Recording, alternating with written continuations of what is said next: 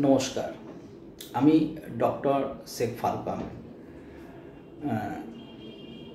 অধিকাংশ সময় পেশেন্টরা দেখি যে একটুতেই বলে দেয়, ডাক্তার আমাকে কোনো একটা ভিটামিন লিখে দিন, যে ভিটামিনটা আমি যেন সবসময় খেয়ে যাব। কিন্তু পরিশেষে একটা কথা বলি যে ডাক্তারবাবুরা কোন সময় কোন ভিটামিন দেবে সেটা একটা ডাক্তারবাবুর কাছেই পরামর্শ নেওয়া ভালো। কারণ অযথা আপনারা যদি গিয়ে ভাবেন যে আমি মেডিসিন খাবো, বা দোকান থেকে গিয়ে অযথা যদি আপনারা ভিটামিন খেতে থাকেন, তাহলে কি কি সমস্যা হবে সেই সমস্যাগুলো আমি সংক্ষেপে তুলে ধরলাম। ধরুন, যদি আমি ক্যালসিয়াম বা ভিটামিন ডি যদি প্রচুর পরিমাণে খেতে থাকি, তাতে কী হবে, ক্যালসিয়াম বেশি খেলে পেট ব্যথা বা কোষ্ঠকাঠিন্য শুরু হয়। আর যদি দেখি যে এই ক্যালসিয়াম বা ভিটামিন ডি যদি বেশি খেতে শুরু করেন, তাহলে শরীর দুর্বলতা, মাথা ঝিমঝিম করা এবং বহুমূত্র যাদের আপনার ডায়াবেটিস আছে, তাদের কিন্তু কিডনিতে পাথর হতে পারে। অতএব অযথা যে আমি প্রচুর পরিমাণে যে আমি ক্যালসিয়াম খাবো, ভিটামিন ডি খাবো, এটা আপনারা অ্যাভয়েড করুন। আর আয়রন ট্যাবলেট যদি ডাক্তারের পরামর্শ যদি ডাক্তারবাবু দিয়ে থাকে যে রোগের জন্য, সেটা যদি আয়রন খায় ঠিক আছে, কিন্তু যদি আমি ভাবি যে না, আয়রন আমি ট্যাবলেট খেয়েই যাব, তাতে পেট ব্যথা, বুক জ্বালা এবং কনস্টিপেশন হতে পারে।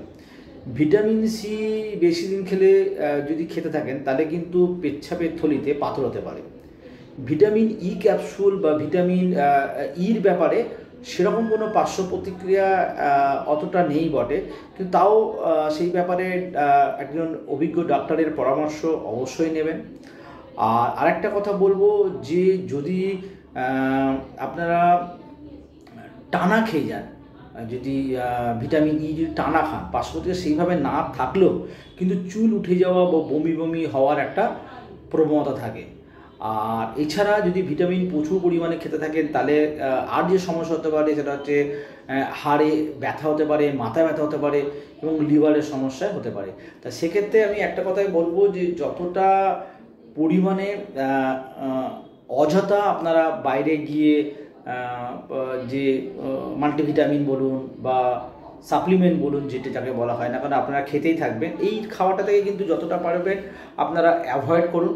আপনারা যান গিয়ে বা বাইরে থেকে আপনারা বিভিন্ন ফল কিনুন, হ্যাঁ, সিজনাল ফল খান, যেমন আপনারা কলা খেতে পারেন, আপনারা আপেল খেতে পারেন, আপনারা পেয়ারা খেতে পারেন। প্রতিদিন একটা না একটা সবসময় চেষ্টা করবেন যে সারাদিনে পাতে একটা ফল অবশ্যই রাখবেন। এতে কি হবে, মানে আপনাদের যে ফাইবার আছে, এতে কনস্টিপেশনটা দূর হবে।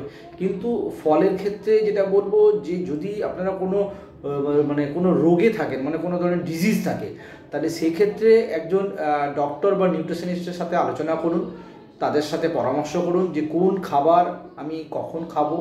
হ্যাঁ, ডায়েট একটা প্ল্যান তৈরি করে নিন, এতে আপনাদের সুবিধা হবে।